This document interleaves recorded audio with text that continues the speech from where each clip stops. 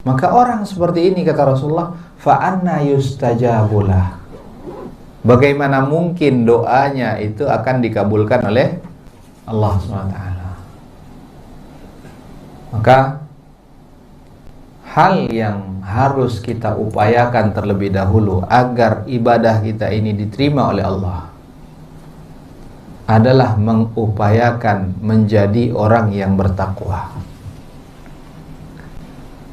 Kemudian Bapak Ibu sekalian, secara terperinci, suatu ibadah itu akan diterima dengan dua syarat. Suatu ibadah itu akan diterima oleh Allah SWT dengan dua syarat. Syarat yang pertama adalah ikhlas. Ikhlas dalam beribadah. Ketika kita melakukannya semata-mata yang kita harapkan hanyalah ganjaran dari Allah.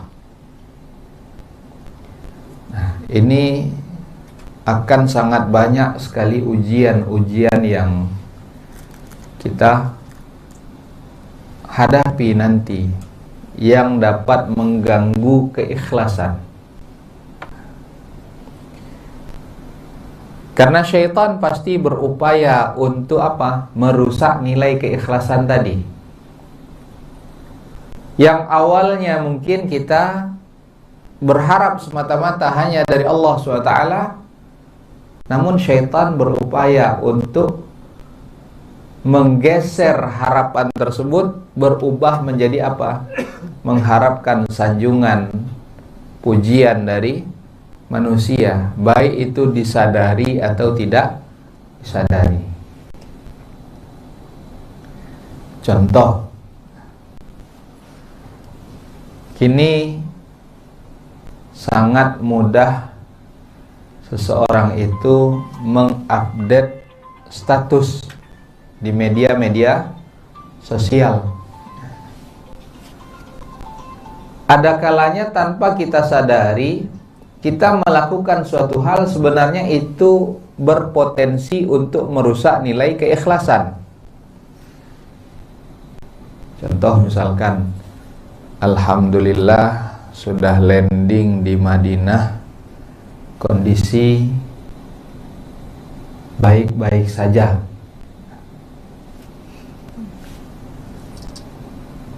Ini disadari atau tidak disadari, kadang-kadang syaitan akan membisikkan keinginan di dalam diri kita untuk apa? Untuk agar orang lain tahu bahwa kita sedang berangkat ke Madinah. Yang mana sebenarnya hal-hal seperti ini itu cukup mungkin kita beritakan kepada orang-orang terdekat saja, keluarga, yang mengetahui kita dalam perjalanan, agar mereka tenang. Sampaikan secara pribadi bahwa alhamdulillah kami sudah sampai dengan selamat, cukup, tidak perlu kita menulis status. Artinya hal-hal yang berpotensi untuk merusak nilai keikhlasan tadi sedapat mungkin kita upayakan untuk dijauhi. Atau status lain, Masya Allah, tenangnya raudhah malam hari ini, di sepertiga malam terakhir kondisi raudhah subhanallah memberikan ketenangan. Ini hal-hal seperti ini perlu untuk kita update ya. Kalaupun kita ingin untuk mengabadikannya, cukup itu untuk diri kita sendiri. Jangan sampai nanti secara tanpa disadari muncul niat apa? Agar orang lain tahu ternyata kita sedang di tempat tersebut. Jadi sedapat mungkin kita berupaya untuk menyembunyikan kebaikan-kebaikan. Dan menyembunyikan kebaikan ini Bapak Ibu sekalian juga memiliki nilai yang sangat tinggi di sisi Allah.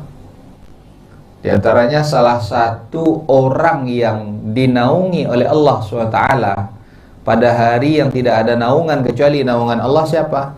Yaitu orang yang menyembunyikan sedekahnya. Wa rajulun tasaddaqa biyaminihi fa akhfa hatta la ya'lamu shimaluhu ma tunfiqu yaminuhu. Seseorang yang bersedekah namun dia sembunyikan sedekahnya sampai tersembunyinya, saking tersembunyinya tangan kirinya, kata Rasulullah, itu tidak tahu bahwa tangan kanannya sudah bersedekah. Jadi ini keikhlasan perlu kita jaga. Kemudian hal lain yang juga dapat merusak keikhlasan di sini adalah kesyirikan. Kesyirikan ini bahayanya sangat luar biasa, karena syirik adalah dosa yang tidak diampuni oleh Allah.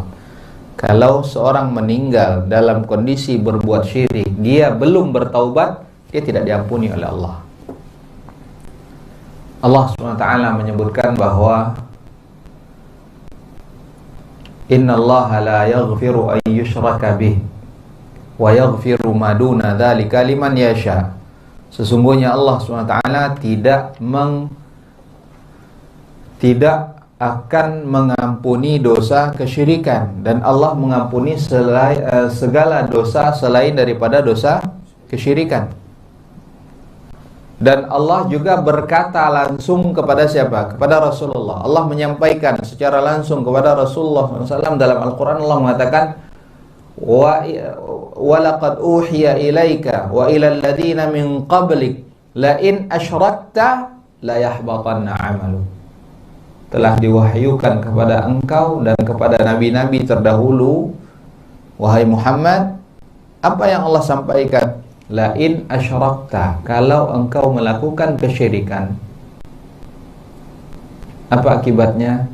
La yahbatanna 'amalu. Allah akan gugurkan, Allah akan hilangkan seluruh amal perbuatanmu. Tentu kita tidak mau ibadah umrah ini yang pengorbanannya sangat luar biasa, penantian yang mungkin sudah ini hampir mendekati tahun ketiga, Pak ya. Tentu kita tidak mau menjadi ibadah yang sia-sia, tidak ada nilainya sama sekali di sisi Allah SWT. Nah, kesyirikan sangat banyak sekali. Mungkin tadi di video sudah lewat atau belum ya? Sudah lewat ya. Banyak sekali bentuk-bentuk kesyirikan yang dilakukan jamaah.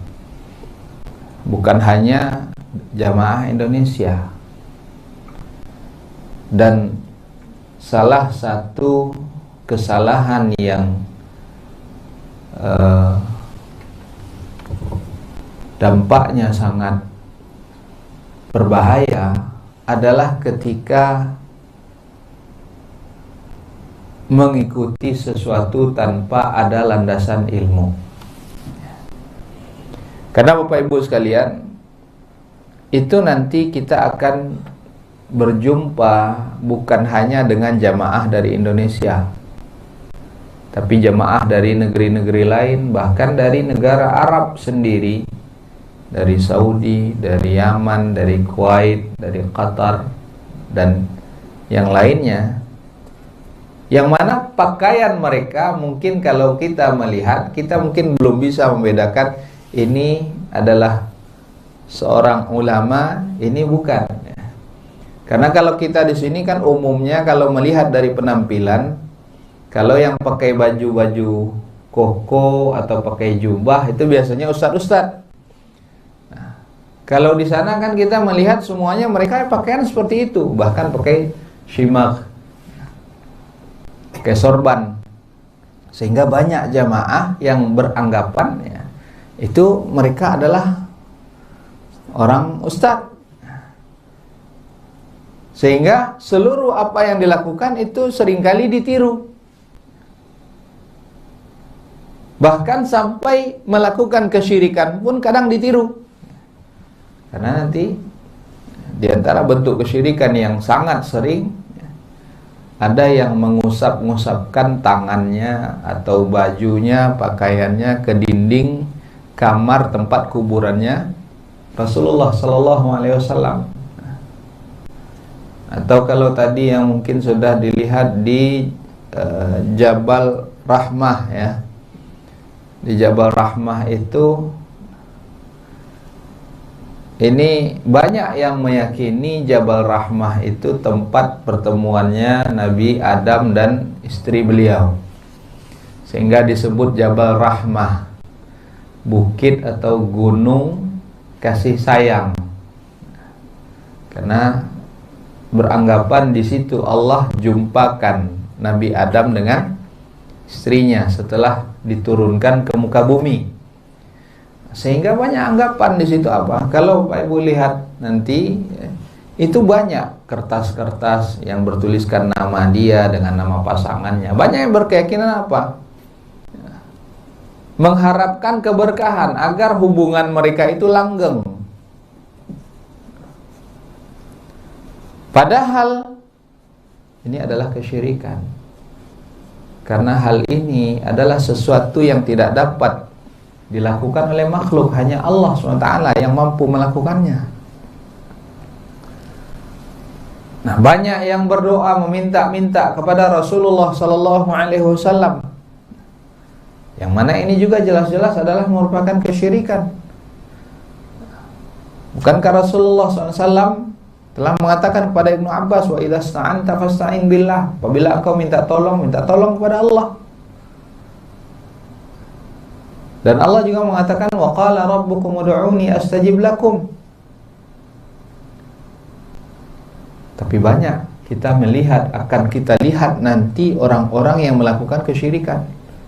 Belum lagi mungkin nanti Bapak Ibu akan melihat orang yang berdiri di halaman bahagian depan Masjid Nabawi, mereka berdoa menghadapnya ke kuburan Rasulullah.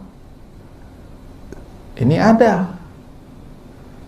Atau jemaah-jemaah yang mengambil batu-batu atau pasir dari kuburan Baqi' misalkan.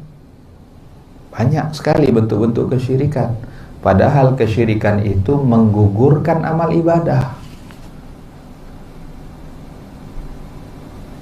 Nah, jadi hal yang paling penting persiapan kita adalah apa? Mempelajari bagaimana mengikhlaskan niat dan mentauhidkan Allah SWT. Ini poin pertama, syarat diterimanya ibadah. Harus ikhlas. Kemudian yang kedua Bapak Ibu sekalian, syarat diterimanya ibadah itu adalah dengan mutaba'ah, yaitu meneladani Rasulullah Sallallahu Alaihi Wasallam dalam pelaksanaan ibadah. Dengan kata lain apa? Apa yang diperintahkan Rasulullah itu yang kita kerjakan. Yang tidak diperintahkan Rasulullah maka tidak perlu kita kerjakan. Karena Rasulullah telah perintahkan kepada kita, khudhu anni manasikakum. Ambillah tata cara pelaksanaan manasik kalian dari diriku. Sebagaimana Rasulullah juga mengatakan, sallu kama ra'aitumuni usalli. Salatlah kalian sebagaimana kalian melihat aku salat. Makanya Rasulullah mencontohkan bagaimana beliau salat. Ketika beliau melakukan ibadah haji, beliau contohkan, dilihat oleh para sahabat. Ketika wukuf di Arafah, beliau menyampaikan khutbahnya kepada para sahabat radhiyallahu anhum agar mereka dapat melihat. Dan beliau perintahkan, ambillah tata cara pelaksanaan manasik kalian dari diriku. Sehingga saat itu para sahabat bertanya, ya Rasulullah, saya melakukan ini dan itu. Beliau mengatakan, if'al wala haraj, lakukan, tidak mengapa. Jadi apa yang diperbolehkan, apa yang dicontohkan, itu yang kita lakukan. Yang tidak dicontohkan, maka tidak perlu kita lakukan. Karena itulah kita ingin menjelaskan bagaimana tata cara pelaksanaan ibadah umrah ini. Ini dua syarat diterimanya ibadah di sisi Allah SWT. Itu yang pertama adalah ikhlas, yang kedua adalah meneladani Rasulullah SAW dalam pelaksanaan ibadah tersebut. Setelah itu Bapak Ibu sekalian, persiapan lainnya yang harus kita siapkan. Mungkin Bapak Ibu yang sudah memiliki buku ini mungkin bisa dilihat di situ, dibaca-baca. Di antara persiapan-persiapannya ini seperti tadi ya, kita harus bertaubat kepada Allah SWT dengan taubatan nasuha. Kita senantiasa melakukan dosa dan maksiat, maka kita harus bertaubat kepada Allah SWT dengan taubatan nasuh. Taubat nasuha itu bagaimana? Bukan taubat sambal. Taubat nasuha itu syarat-syaratnya, pertama harus ikhlas. Kemudian yang kedua harus ada penyesalan, benar-benar menyesal. Penyesalan ini ada buktinya. Orang kalau menyesal, bagaimana dia dikatakan benar-benar menyesali suatu perbuatan yang telah dia lakukan? Pasti dia tidak mau mengingat-ingat. Kalau ingat pasti akan ada rasa sesak di dadanya. Contoh saja Bapak Ibu sekalian, la samahallah, semoga tidak terjadi pada kita semuanya. Orang tua yang anaknya meninggal, dan sebelum itu ada keinginan anaknya yang mungkin tidak sempat dia wujudkan. Orang tua misalkan ditelepon anaknya, Abi, Umi, saya ingin ini. Iya sebentar ya nak, Abi masih ada keperluan, nanti Abi belikan. Dia tunda.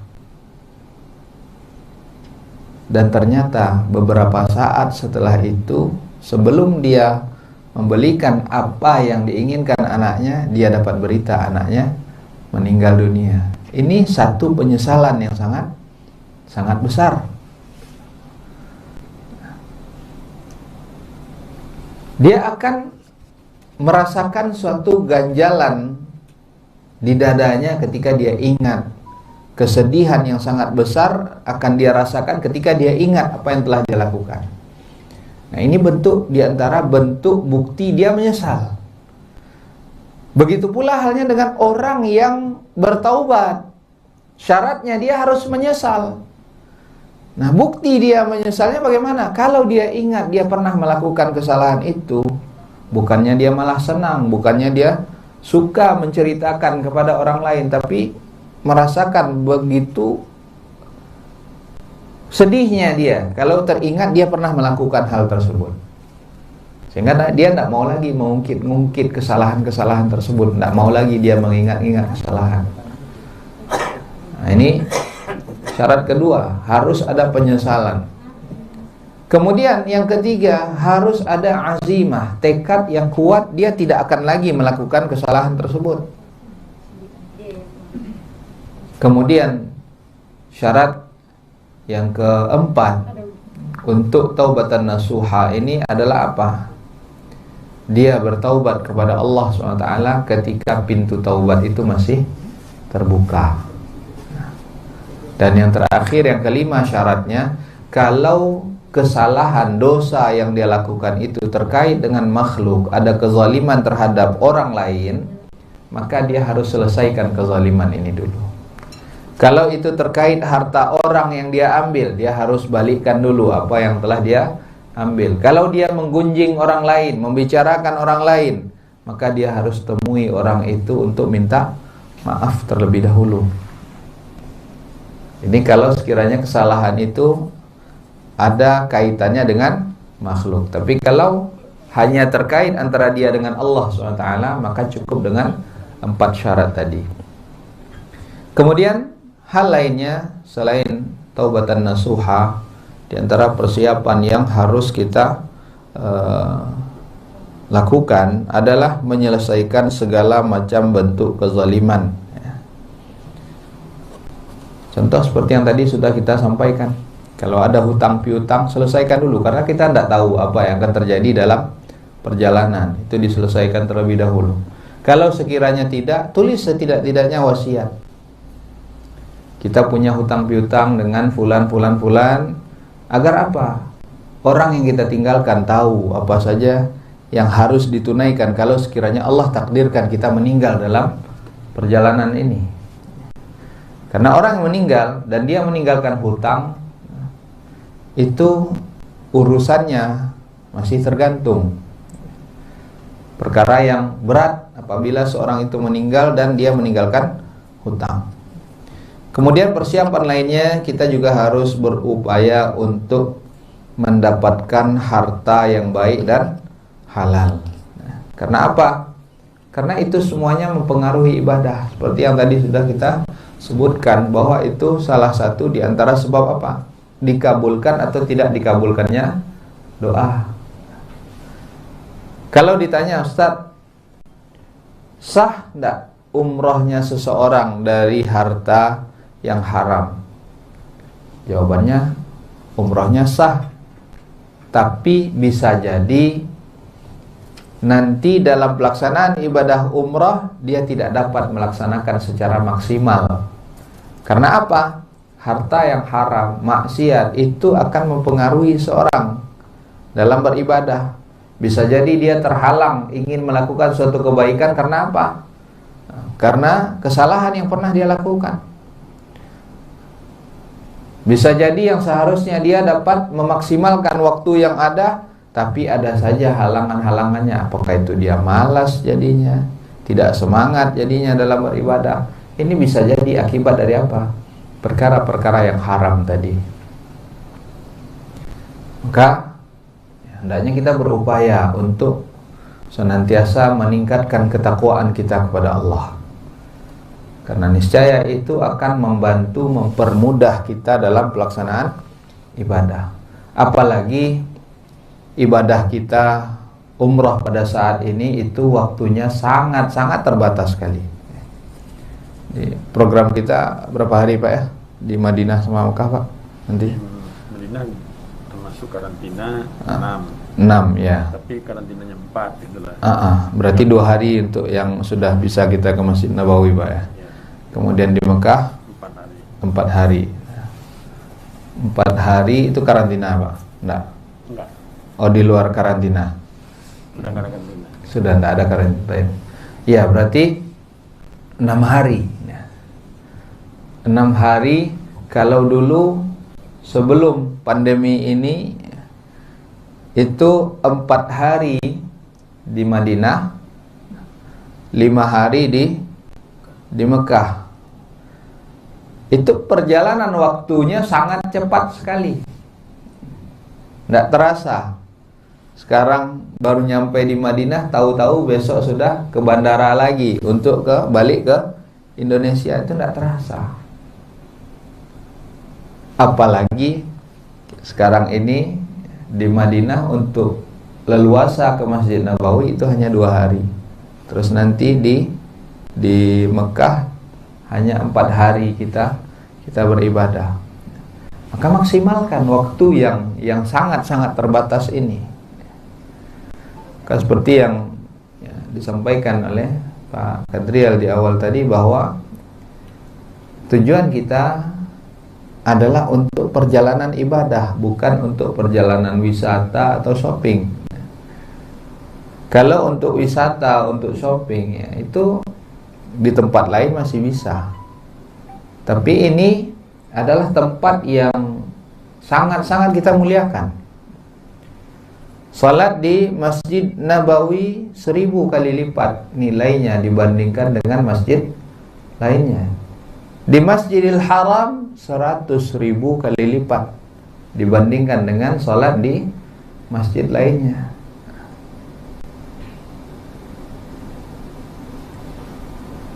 Mungkin sekarang sudah ada planning kita nanti ketika kita di sana, kita akan berupaya misalkan kita buat planning untuk mengkhatamkan Al-Quran. Karena planning ini sangat penting. Kalau tidak ada planning, itu biasanya orang jalannya semaunya saja. Tapi kalau dia punya planning, dia punya target, dia akan berupaya untuk mengejar target tersebut. Contoh saja Bapak Ibu sekalian, seperti target tadi, berusaha untuk mengkhatamkan Al-Quran dalam perjalanan ini. Kira-kira bisa atau tidak? Dengan izin Allah, kemudian ada kemauan dari diri kita, usaha, insya Allah itu bisa. Perjalanan kita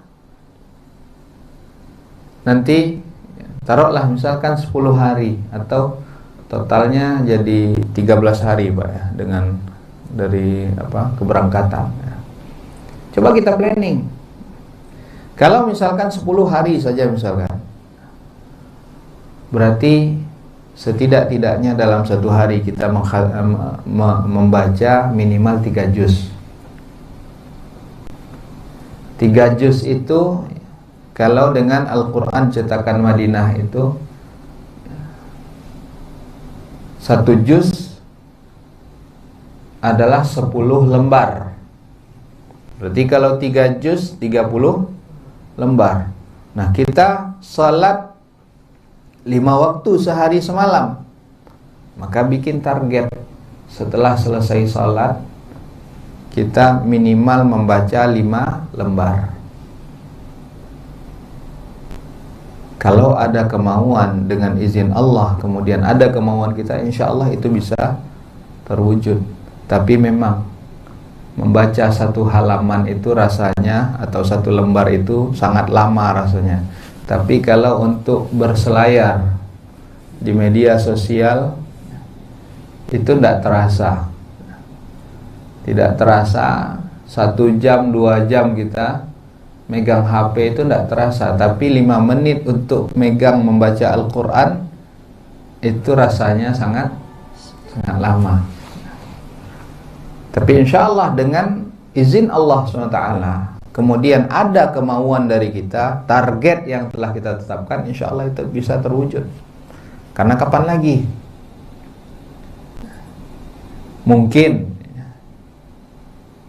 ada di antara kita yang mengkhatamkan Al-Quran itu hanya sekali seumur hidupnya. Ketika khatam Quran saja mungkin. Kapan lagi kita akan dekat dengan Allah SWT kalau kita tidak mau mendekatkan diri dengan Al-Quran? Jadi buat planning. Kemudian Bapak Ibu sekalian, yang lainnya yang juga harus kita siapkan adalah berupaya untuk mencari teman yang baik. Karena kenapa? Teman yang baik itu selalu mengingatkan untuk senantiasa bertakwa kepada Allah SWT. Berbeda dengan teman yang buruk. Jadi sebaik-baiknya teman yang salih, yang selalu mengajak kita kepada ketaatan kepada Allah. Jadi kalau dapat nanti temannya itu jangan teman yang suka tawaf di pasar. Karena kalau yang suka tawaf di pasar, nanti sampai di Madinah, sampai di Mekah, yang terlihat, wah itu kayaknya destinasi yang harus dikunjungi, itu tempat yang kayaknya banyak hal-hal yang menarik di situ yang untuk dapat dibeli. Jangan. Tapi cari teman yang saleh, yang senantiasa suka kepada ketaatan kepada Allah. Bagaimana memaksimalkan waktu tersebut dalam beribadah kepada Allah SWT. Kemudian juga berwasiat. Ini penting.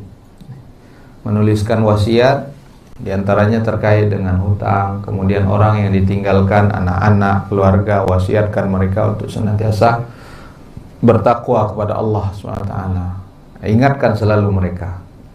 Kemudian juga di antara persiapan lainnya adalah mempelajari bagaimana hukum-hukum pelaksanaan ibadah umrah, dan juga berupaya untuk menghafal doa-doa yang berkaitan dengan umrah.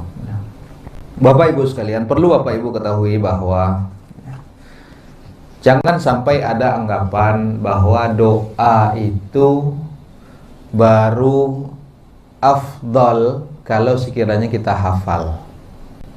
Sehingga kadang-kadang banyak jamaah yang merasa, aduh Ustaz, susah saya menghafal doanya, sangat banyak sekali kayaknya doanya Ustaz. Tidak menjadi syarat diterimanya doa yaitu doa yang dari hafalan. Nah, kalau Bapak Ibu tidak hafal, Bapak Ibu nanti buka, Bapak Ibu baca, tidak mengapa. Dan sebenarnya umumnya doa-doa, bacaan-bacaan yang ada itu bukanlah perkara yang wajib, bukan termasuk ke dalam rukun dari ibadah umrah. Karena rukun ibadah umrah ini hanya 3 saja. Pertama adalah ihram, kemudian tawaf, kemudian sa'i. Hanya itu saja. Ini rukun ibadah umrah, yaitu ihram, tawaf, dan sa'i. Adapun nanti misalkan dalam tawaf putaran pertama, putaran kedua, putaran ketiga, sebahagian jemaah ada yang mengatakan atau ada di buku-buku panduan mereka untuk putaran pertama bacaannya ini, putaran kedua nanti bacaannya ini, putaran ketiga bacaannya ini. Itu sebenarnya tidak ada pengkhususan dari Nabi SAW. Jadi tidak usah kita bebankan pikiran kita terlebih dahulu banyak doa-doa yang harus kita hafal. Tidak usah kita membebankan pikiran kita bahwa pelaksanaan ibadah itu, ibadah umrah itu sulit. Dia sangat mudah. Pelaksanaan ibadah umrah ini sangat mudah sekali. Dan alhamdulillah pada Bapak Ibu sekalian ini sudah dibagikan, semuanya sudah dapat ya. Alhamdulillah, mungkin ini bisa dibaca-baca dan nanti dalam perjalanan kita nantinya atau sebelum keberangkatan kita di grup atau dimanapun Bapak Ibu bisa menanyakan terkait dengan hal-hal yang mungkin perlu ditanyakan, bisa di grup secara langsung atau bisa melalui pesan pribadi, WhatsApp pribadi ataupun yang lainnya kepada kami insyaallah ta'ala. Jadi ini hal-hal yang harus dipersiapkan sebelum pelaksanaan ibadah umrah. Kita ulangi lagi. Yang pertama tadi adalah ikhlas. Kemudian yang kedua adalah dengan berupaya meneladani Rasulullah SAW. Selanjutnya Bapak Ibu, kita masuk ke dalam pelaksanaan ibadah umrah. Perlu kita ketahui bahwa ibadah umrah ini memiliki rukun. Rukun ini harus ada, tidak bisa tidak. Karena itulah yang menjadi penopang. Nah, rukun ibadah umrah ini ada 3, yaitu ihram, tawaf, kemudian sa'i antara Safa dan Marwah. Sekarang kita berbicara terlebih dahulu, kita mulai dari ihram. Sebelum kita melakukan ibadah ihram, apa hal-hal yang disunnahkan? Hal-hal yang disunnahkan sebelum pelaksanaan ibadah ihram ini diantaranya adalah menggunting kuku, memotong kumis, begitu pula menghilangkan rambut bulu-bulu yang ada di tubuh, bulu ketiak, bulu kemaluan. Ini dicukur. Kemudian setelah itu dianjurkan juga kita untuk mandi, seperti mandi wajib ya. Kemudian juga kita dianjurkan untuk memakai minyak wangi. Namun minyak wangi yang dipakai itu tidak di pakaian ihram, tapi di badan. Nah, ini kemarin juga ada pertanyaan dari jamaah di grup, Ustaz, kalau pakai deodoran gimana? Kalau di luar ihram boleh kita pakai deodoran, tapi ketika ihram bagaimana Ustaz? Nanti kalau kami mandi tidak pakai deodoran, ya mungkin berkeringat dan ada bau badannya. Nah, maka caranya bagaimana? Sebelum ihram pakai dulu deodorannya. Begitu juga wangi-wangian, laki-laki itu boleh memakainya sebelum dia masuk ke dalam ihram. Nanti akan kita jelaskan kapan seseorang itu telah dianggap dalam kondisi ihram, sehingga ada hal-hal yang harus dia tinggalkan ketika dia dalam kondisi ihram. Jadi kalau ingin memakai wewangian, pakai deodoran, ya, itu pakai sebelum masuk ke dalam pelaksanaan ihram. Kemudian setelah itu memakai pakaian ihram. Untuk wanita tidak ada pakaian khusus, pakaian biasa hanya saja. Kalau wanita itu tidak memakai sarung tangan dan cadar kalau sekiranya dia memakai cadar. Pakaiannya sama seperti pakaian biasa. Adapun laki-laki untuk pakaian ihramnya nanti insya Allah seperti yang Bapak Ibu lihat dan mungkin sudah dibagikan juga, yaitu dua helai kain ihram yang dipakai, satu untuk menutup bahagian bawah dan satu lagi dipakai untuk menutup bahagian atas. Nah, ini persiapan kita sebelum ihram. Bersih-bersih, kemudian mandi, memakai wewangian, dan baru memakai pakaian ihram. Sekarang kita menginjak kepada penjelasan ihram. Apa sebenarnya ihram itu? Ihram, Bapak Ibu sekalian, dari kata ahrama yuhrimu, artinya mengharamkan. Kenapa disebut dengan ihram? Dalam salat kita mengenal ada istilah takbiratul ihram. Kenapa disebut takbiratul ihram? Karena setelah takbir itu ada hal-hal yang tadinya boleh kita lakukan, setelah takbir itu tidak boleh kita lakukan. Sebelum salat kita boleh berbicara, tapi ketika sudah mengatakan Allahu Akbar, maka tidak boleh lagi kita berbicara. Kita hanya boleh membaca bacaan-bacaan salat saja. Nah, begitu pula halnya dengan ihram di sini. Setelah pelaksanaan ihram itu ada hal-hal yang tadinya boleh menjadi tidak boleh. Nah, hal-hal yang menjadi tidak boleh inilah yang disebut dengan mahzurat al-ihram, hal-hal yang terlarang dalam kondisi ihram. Nanti ada yang terkait dengan laki-laki, ada yang terkait dengan perempuan, ada yang berlaku untuk laki-laki dan perempuan. Di sini dalam buku panduan ini juga sudah dijelaskan apa saja yang menjadi mahzuratul ihram. Jadi ini yang dimaksud dengan ihram. Itu berniat untuk masuk dalam pelaksanaan ibadah umrah. Sehingga ketika sudah kita melakukan ihram tersebut, maka ada hal-hal yang harus kita tinggalkan, yang tidak boleh lagi kita lakukan. Nah, kalau sekiranya kita sudah melakukan ihram ini, maka kita dianjurkan setelah itu memperbanyak membaca talbiyah. Talbiyah ini bacaan labbaik Allahumma labbaik labbaik la syarika laka labbaik innal hamda wan ni'mata laka wal mulk.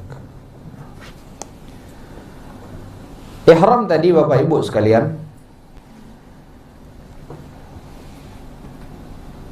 dimulai dari miqat. Miqat ini adalah batasan.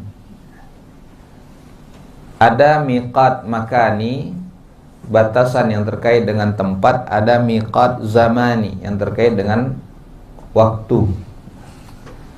Dalam pelaksanaan ibadah haji itu ada miqat zamani, karena ibadah haji itu tidak bisa dilakukan sepanjang tahun, hanya pada bulan tertentu saja. Wukuf di Arafah hanya pada tanggal 9 Zulhijjah saja, tidak bisa pada waktu lain, karena ini miqat zamaninya, batasan waktunya di bulan-bulan haji. Tapi umrah tidak ada miqat zamaninya, yang terkait dengan waktunya tidak ada, karena umrah itu bisa dilakukan sepanjang tahun. Namun dalam pelaksanaan ibadah umrah ada yang disebut dengan miqat makani. Nah, miqat makani artinya seseorang untuk mengawali perjalanan umrahnya dia harus melakukan ihram dari tempat itu. Jadi niat dia masuk untuk melakukan ibadah umrah itu harus dimulai dari tempat tersebut. Nah, miqat itu ada 6 tempat. Ada Dzul Hulaifah, ada Juhfah, ada Yalamlam, ada Qarnul Manazil, ada Dzatu Irq, dan ada miqat bagi penduduk Mekah. Dzul Hulaifah atau yang dikenal dengan Bir Ali ini adalah miqat dengan jarak yang terjauh. Nah, Dzul Hulaifah atau Bir Ali ini adalah miqat untuk penduduk mana? Penduduk Madinah atau siapa saja yang mulai melakukan perjalanan umrahnya dari tempat tersebut. Nah, ini miqat yang terjauh, berjarak sekitar 450 km. Karena Nabi SAW mengatakan hunna lahunna waliman ata alaihinna min ghairi ahlihinna. Miqat itu berlaku bagi penduduk negeri tersebut atau siapa saja yang ingin melakukan perjalanan umrah ataupun haji melewati tempat itu. Nah, kalau jamaah Indonesia itu yang perjalanan mereka itu langsung ke Jeddah, maka miqat mereka adalah Yalamlam, karena dari Indonesia itu penerbangan mereka itu ke Jeddah. Jeddah itu tidak berapa jauh dari Mekah. Karena itulah kalau perjalanan umrah mereka itu nanti destinasinya langsung ke Jeddah, turun di Jeddah, maka di atas pesawat seharusnya mereka sudah melakukan ihram, mengganti pakaian dengan pakaian ihram. Tapi karena perjalanan kita destinasi awalnya adalah ke Madinah, maka miqat kita nanti adalah mengikut miqat penduduk Madinah. Dan kita lebih leluasa, karena apa? Di dalam pesawat kita masih pakaian biasa. Nanti sampai Madinah kita di hotel juga masih bebas. Baru kita mengganti pakaian dengan pakaian ihram pada hari H kita hendak melaksanakan ibadah umrohnya. Jadi lebih santai ya, ketimbang mengganti pakaian ihram itu di atas pesawat. Atau bahkan biasanya kalau seharusnya yang melakukan perjalanan langsung ke Jeddah itu lebih baiknya itu dari keberangkatan itu sudah memakai pakaian ihram, walaupun mungkin di bahagian bawah yang laki-laki mungkin masih pakai celana, nanti di luarnya baru dipakai pakaian ihram, sehingga ketika ada pengumuman sekarang kita berada di atas miqat, maka saat itu mereka bisa dengan mudah langsung menanggalkan pakaian yang mereka pakai.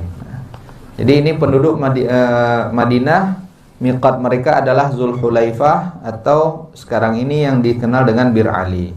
Kemudian juga ada Juhfah, ini dari negara-negara bahagian Maroko, Suria, Mesir, Afrika, ini biasanya mereka dari Juhfah. Adapun Yalamlam ini penduduk negeri Yaman.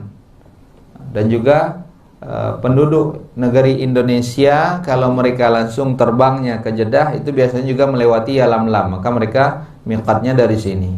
Kemudian Qarnul Manazil ini untuk penduduk Najd, wilayah bagian timur Jazirah Arab.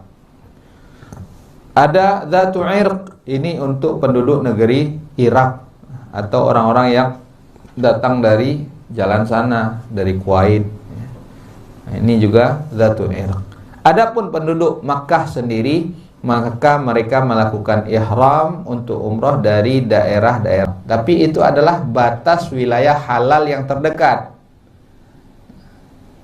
Dan penduduk Mekah ya mereka berihramnya dari situ.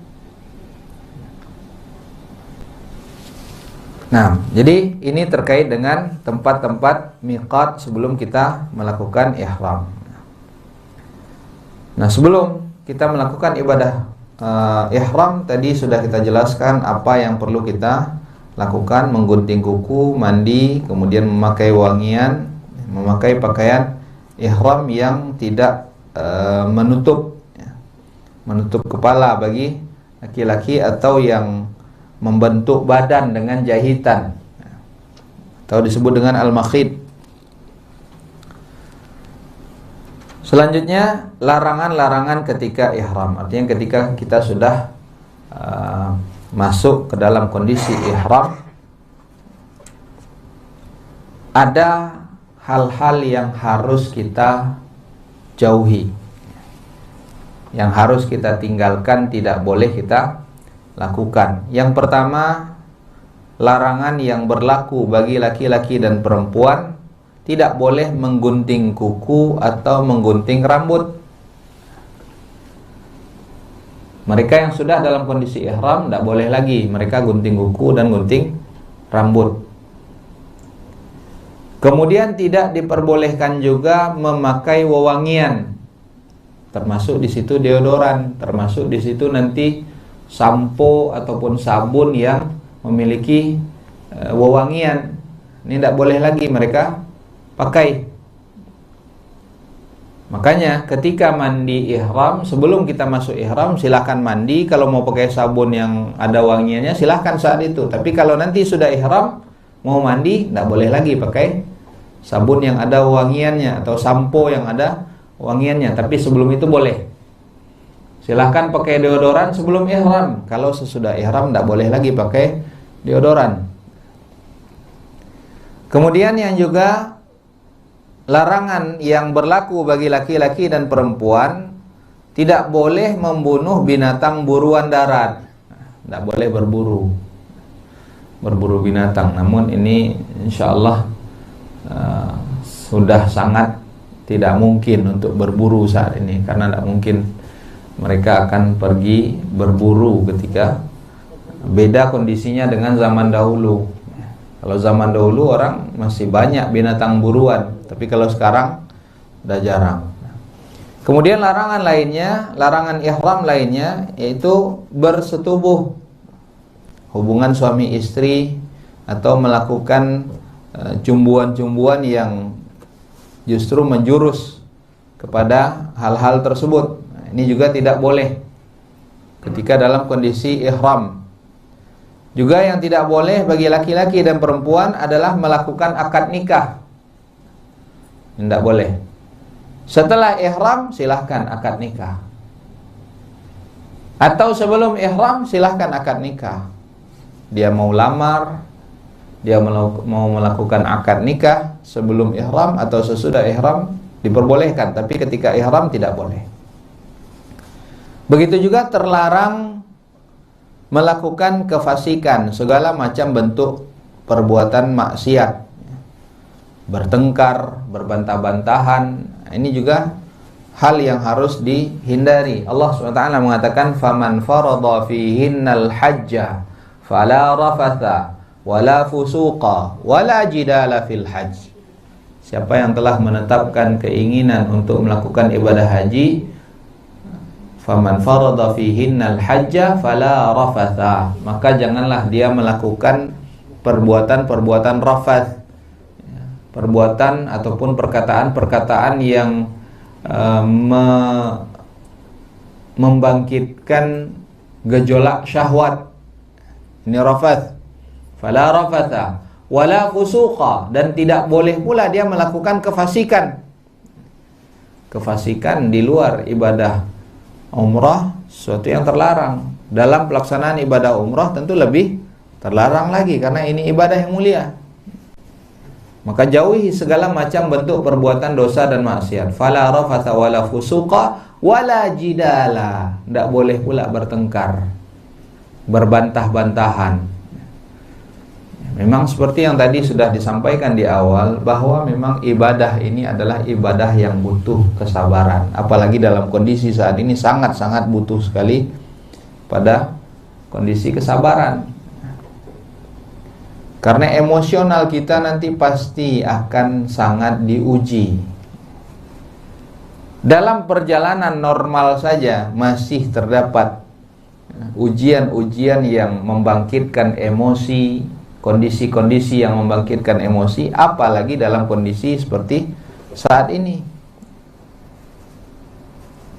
Jadi dalam menghadapi hal-hal yang sulit, yang di luar keinginan kita, kita serahkan semuanya kepada Allah.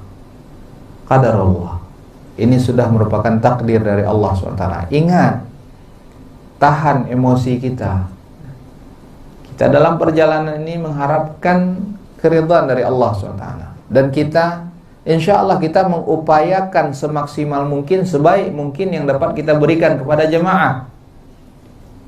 Namun kita juga tidak menutup kemungkinan ada mungkin ketentuan Allah yang tidak sesuai dengan apa yang kita harapkan. Ini bisa terjadi. Dan Allah mengatakan, asa an takrahu syai'an wa huwa khairun lakum. Ada kalanya kalian tidak menyukai sesuatu, namun sebenarnya itu baik bagi kalian. Wa asa an tuhibbu syai'an wa huwa syarrul lakum wallahu ya'lamu antum la ta'lamun. Ada kalanya kalian menyukai sesuatu, namun sebenarnya itu tidak baik bagi kalian. Jadi Bapak Ibu jemaah sekalian, insya Allah kita tetap akan berusaha memberikan yang terbaik. Dan mudah-mudahan dalam perjalanan kita ini tidak ada kendala yang berarti yang dapat menghalangi perjalanan ibadah kita nantinya. Kita selalu memohon kepada Allah, kita selalu meminta kepada Allah, karena memang tidak ada kemudahan kecuali dari Allah SWT. Dalam perjalanan ada kalanya ada kendala, ada kalanya perjalanan itu berjalan mulus.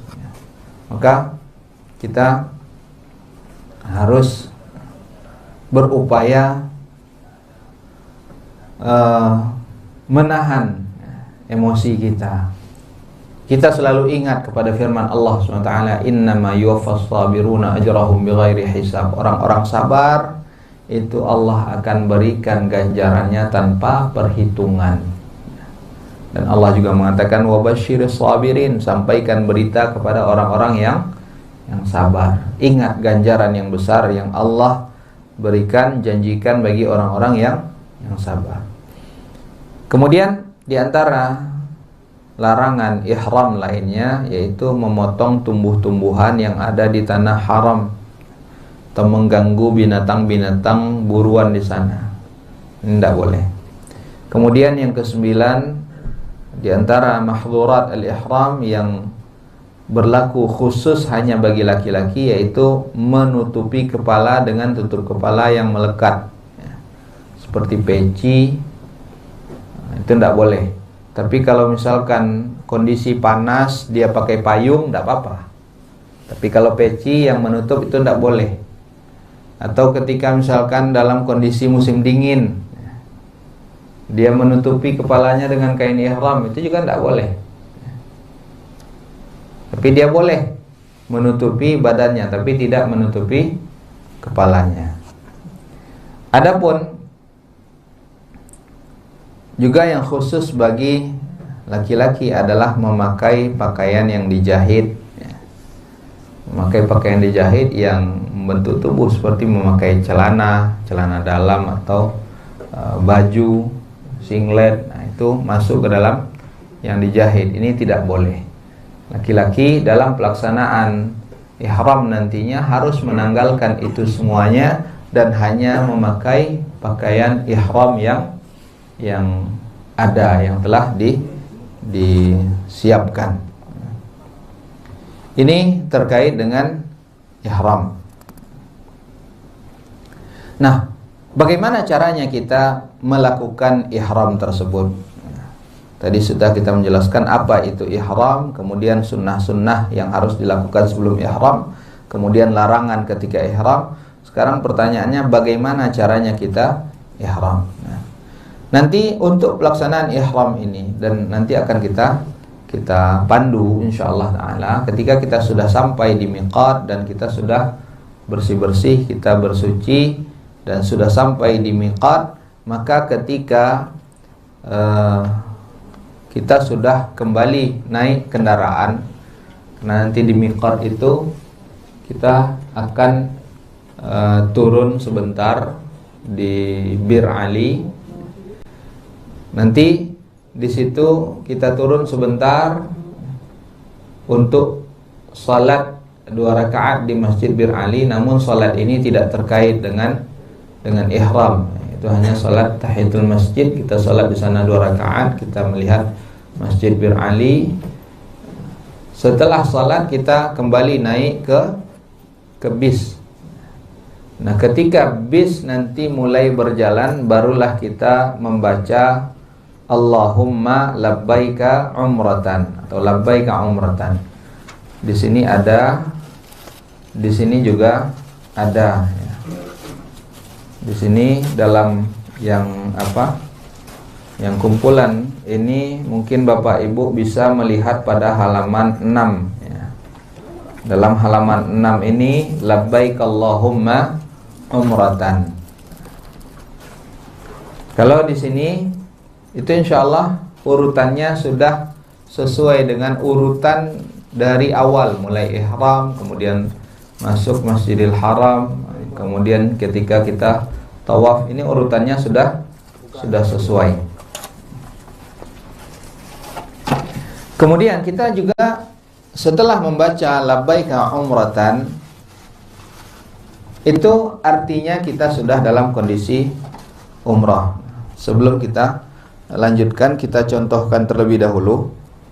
Untuk perlengkapannya itu mungkin sudah dibekali. Untuk yang laki-laki terdiri dari 2 helai. Satu untuk bahagian bawah yang dijadikan sebagai sarung.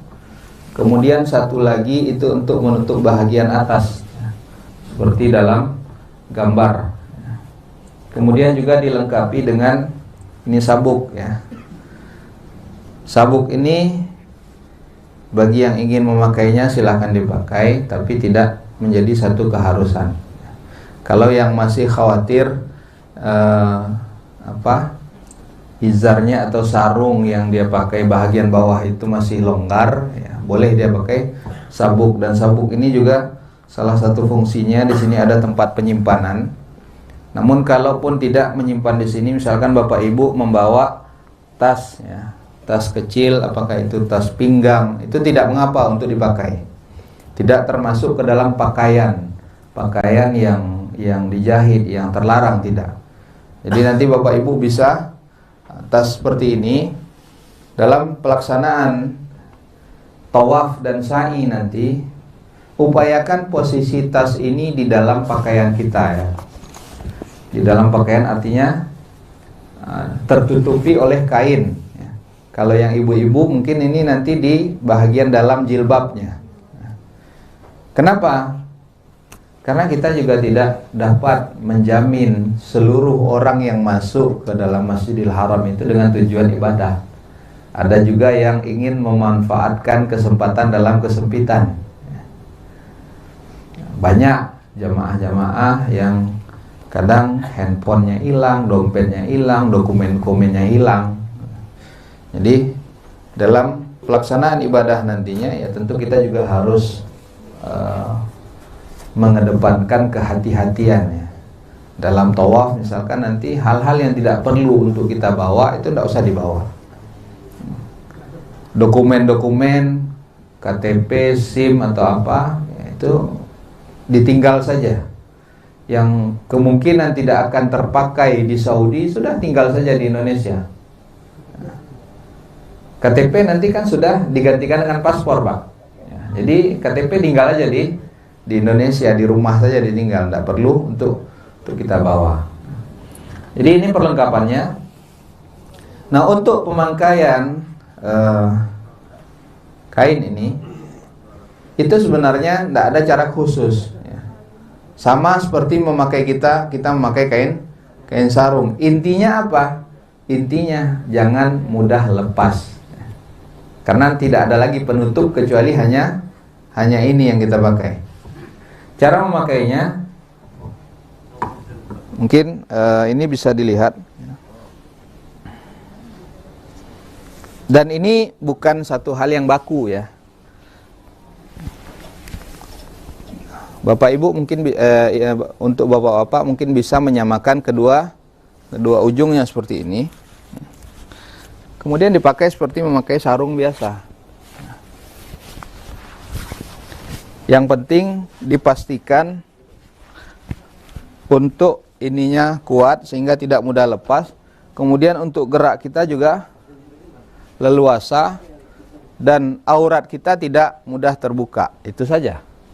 Kalau merasa masih kurang yakin nanti kurang kuat, ya boleh ditambahkan untuk sabuk ini. Tambah di sini ya. Nah, ini bisa di setel untuk panjang pendeknya. Nah, kemudian untuk tas ya, bagi yang membawa tas seperti ini untuk menaruh dompet ataupun yang semisalnya, itu letakkan dulu di bahagian dalam.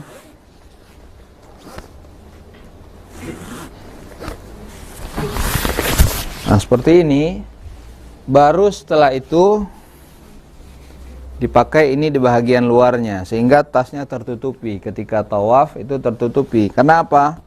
Ya jangan sampai nanti orang ada yang membuka resleting ini atau mengambil sesuatu. Nah, baru ditutupi.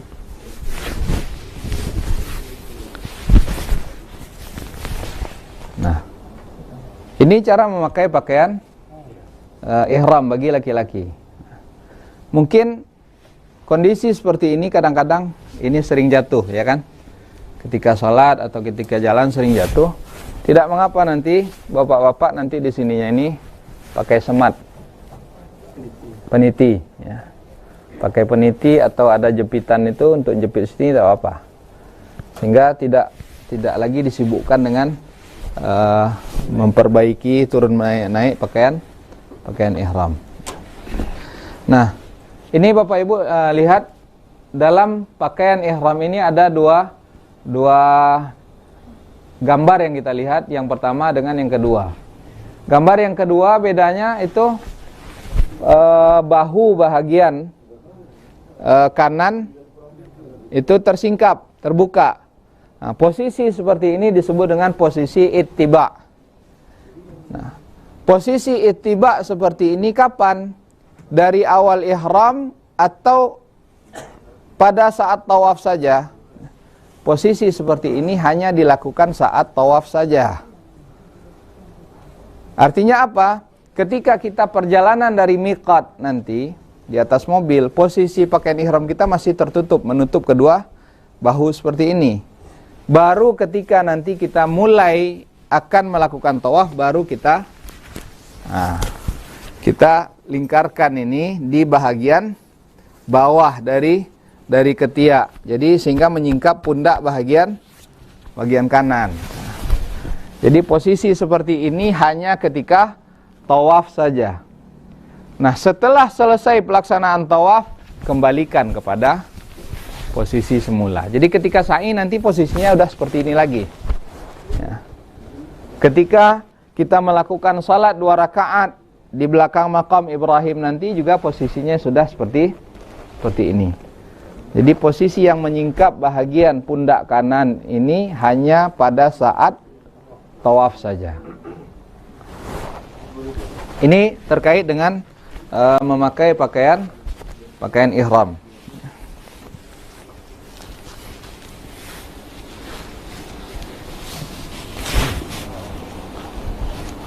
Untuk mereknya ini ya, kalau bisa itu dipakai yang di bahagian atas, nampak di luar, biar kita juga memudahkan nanti untuk memantau jamaah ya.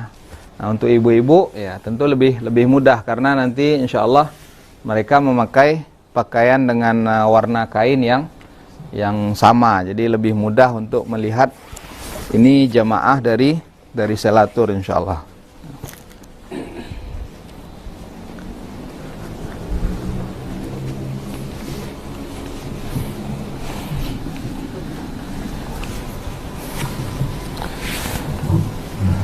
Jadi setelah nanti kita di miqat, dan untuk memakai pakaian ihram ini sebenarnya mulainya dari miqat. Tapi untuk memudahkan, maka biasanya kita persiapannya sudah dari hotel, keluar dari hotel itu sudah memakai pakaian ihram. Jadi untuk bersih-bersih mandinya itu kita lakukan di hotel. Walaupun di miqat itu sebenarnya juga ada kamar-kamar mandi di sana. Namun untuk mengantisipasi jangan sampai terlalu lama, dan biar kita ini lebih dapat persiapan lebih baik. Karena kalau biasanya di masjid miqat atau di kamar mandi di miqat itu kadang-kadang kita terburu-buru, nanti ada yang tercecer, ada yang tertinggal. Nah ini yang kita tidak inginkan. Maka biar lebih santai, lebih nyaman, maka mandinya kita mandi di hotel saja. Karena dari hotel perjalanan dari 15 sampai 20 menit ya. Perjalanannya ke miqat 15 sampai 20 menit. Baru nanti di miqat kita mulai membaca ketika kita sudah menaiki kendaraan dan kendaraan akan bergerak menuju Mekah, meninggalkan miqat, barulah kita mulai membaca labbaik Allahumma umratan atau Allahumma labbaika umratan. Setelah itu kita juga dianjurkan untuk membaca fa in habasani habisun famahilli haitsu habastani. Nah, bacaan ini artinya apa? Ya Allah, jika sekiranya nanti ada halangan yang akan menghalangiku, maka sesungguhnya waktu dan tempat tahallulku adalah di tempat aku tertahan. Ini kenapa bacaan ini kita baca? Ini lanjutannya ada di halaman 8 ya. Mungkin Bapak Ibu bisa lihat. Allahumma mahilli haitsu habastani. Allahumma mahilli haitsu habastani. Di halaman 8 yang di sini bisa dilihat. Nah, ini kenapa kita baca? Ini kita baca karena kita tidak tahu perjalanan kita. Mungkin ada saja halangan nanti sehingga kita tidak dapat menyempurnakan ibadah umrah ini, yang mengharuskan kita harus langsung tahallul. Maka kita membaca ini, yang artinya ya Allah, kalau sekiranya nanti ada halangan yang menghalangiku sehingga aku tidak dapat menyempurnakan pelaksanaan ibadah umrah ini, yang mengharuskan aku harus langsung tahallul. Karena kalau dari urutannya kan kita harus ihram, tawaf, sa'i, baru setelah itu tahallul. Nah, kalau sekiranya nanti setelah tawaf saja kita tidak dapat menyempurnakan sa'inya, sehingga kita harus dituntut untuk langsung tahallul, kita boleh langsung tahallul saat itu kalau memang ada halangannya. Makanya kita membaca ini, fa mahilli Allahumma mahilli haitsu habastani. Ya Allah, tempat aku bertahallul adalah ketika aku terhalang nantinya. Nah, setelah membaca ini artinya kita sudah dalam kondisi ihram. Sehingga kalau kita sudah dalam kondisi ihram, berlaku larangan-larangan tadi yang disebut dengan mahzurat al-ihram tadi, yang sudah kita jelaskan. Nah, setelah itu apa yang harus kita perbanyak? Setelah dalam kondisi ihram itu kita dianjurkan untuk memperbanyak membaca talbiyah. Bagi laki-laki dianjurkan untuk mengangkat suaranya, mengeraskan suaranya dalam membaca talbiyah. Dan dalam mobil nanti silahkan, tidak usah malu-malu mengangkat suara dengan talbiyah. Karena memang ini kita fasilitasi untuk beribadah semaksimal mungkin. Perbanyak membaca talbiyah, labbaik Allahumma labbaik, labbaik la syarika laka labbaik, innal hamda wan ni'mata laka wal mulk la syarika lak. Kalau ibu-ibu cukup membaca talbiyah dengan dilirihkan saja, tidak perlu dengan mengeraskan suaranya. Adapun laki-laki maka dianjurkan untuk mengeraskan suaranya. Kalau sekiranya kita lelah karena mengangkat suara terus-terusan mungkin lelah, maka kepada ibadah lainnya, basahi senantiasa lisan kita dengan berzikir kepada Allah atau perbanyak berdoa saat itu, karena ini safar, dalam perjalanan. Doa musafir itu mustajab. Sebisa mungkin kurangi interaksi dengan apa? Dengan handphone. Menyibukkan diri dengan handphone, kurangi. Justru perbanyak beribadah kepada Allah SWT, memperbanyak berdoa, berzikir, membaca Al-Quran. Nah, nanti kalau sudah segar, perbanyak lagi membaca talbiyah. Kita dianjurkan untuk memperbanyak membaca talbiyah sampai nanti sebelum kita memulai pelaksanaan tawaf. Ketika kita telah sampai di Mekah dan masuk ke dalam Masjidil Haram, atau ketika sampai di Mekah nanti biasanya kita ke hotel terlebih dahulu ya. Kita ke hotel terlebih dahulu, pembagian kamar. Kalau kamar sudah dibagikan nanti, Bapak Ibu silahkan ke kamar. Yang ingin menyegarkan dirinya kembali boleh mandi, silahkan mandi. Tapi ingat, ini kan kondisinya sudah ihram, tidak usah pakai sabun. Kenapa? Karena sabun itu kan mengandung wewangian. Jadi jangan pakai sabun, cukup basahi saja dengan air. Atau kalau sekiranya ada sabun yang memang tidak ada wewangiannya, silahkan. Tapi untuk lebih kehati-hatiannya, cukup siram dengan air saja. Silakan mandi, dan setelah itu kita turun biasanya ke bawah, ke lobi. Baru nanti kita briefing sebentar. Baru setelah itu kita bersama-sama menuju ke Masjidil Haram. Dalam perjalanan menuju ke Masjidil Haram dari hotel nanti kita berjalan, insyaallah jarak hotel kita dengan Masjidil Haram itu sekitar berapa Pak? Dari Meridian itu sekitar 200 ya, sekitar 50 sampai 100 meter lah ya, ke Masjidil Haram. Nah, itu kita memperbanyak talbiyah. Nah, nanti ketika telah sampai di Masjidil Haram, ketika hendak masuk ke dalam masjid ya, kita ingat adab-adab ketika masuk ke dalam masjid itu. Masuk mendahulukan kaki kanan, kemudian membaca doa masuk masjid ya. Yang pendeknya Allahumma ftahli abwaaba rahmatik. Ini yang pendeknya. Kalau yang panjangnya seperti yang tertulis di sini, ini yang panjangnya. Bismillah wassalatu wassalamu ala Rasulillah, a'udzu billahil azim wa biwajhil karim wa sultanihil qadim minasyaitonir rajim. Allahumma ftahli abwaaba rahmatik. Ini yang panjangnya. Nah, kita masuk ke dalam Masjidil Haram, dan ketika kita akan mulai melakukan tawaf, baru kita menghentikan membaca talbiyah.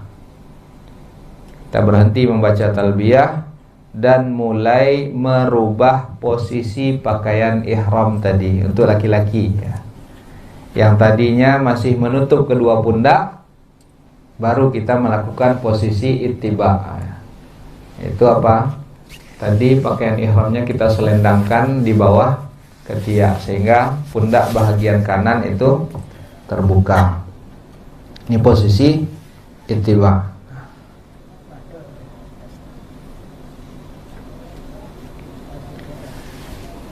Ini ketika kita akan memulai tawaf, maka hal yang harus kita perhatikan tadi, pertama, kita rubah posisi pakaian ihram ini yang tadinya menutup kedua pundak, kemudian kita singkap pundak bahagian kanan. Nah, kemudian kita perhatikan bahwa tawaf itu dimulai dari Hajar Aswad. Ini gambaran Ka'bah.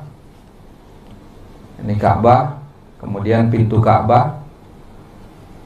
Nah, kemudian ada maqam Ibrahim. Di sini juga ada penjelasannya di halaman 24. Nah, ini maqam Ibrahim. Perlu kita jelaskan, maqam Ibrahim ini bukan kuburan ya.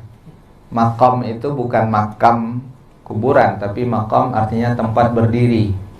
Jadi ketika Allah perintahkan Nabi Ibrahim untuk meninggikan Ka'bah, beliau berdiri di atas sebuah batu, di mana batu ini dilunakkan oleh Allah, sehingga di situ terbentuk jejak telapak kaki Nabi Ibrahim. Itu yang disebut dengan maqam Ibrahim. Nah, di sini nanti bisa dilihat itu ditutupi dengan kaca, namun bisa dilihat bahagian dalamnya. Di situ ada terlihat bekas telapak kaki Nabi Ibrahim. Kemudian yang setengah lingkaran itu disebut dengan Hijr Ismail. Hijr Ismail ini masuk ke dalam bahagian Ka'bah, sehingga kita tawafnya nanti itu di bahagian belakang, tidak di bahagian yang terbuka gitu ya. Yang di sini ini orang bisa masuk ke dalam sini. Nah, tawaf itu tidak lewat sini, namun di belakang Hijr Ismail. Nah, ini Hajar Aswad. Kemudian yang di sebelah sini itu Rukun Yamani. Ini Rukun Yamani. Nah, untuk tawaf nanti dimulai dari Hajar Aswad ini. Dimulai dari Hajar Aswad dan berakhir lagi di Hajar Aswad. Ini sebelum tawaf. Selanjutnya kita menginjak kepada pelaksanaan tawaf.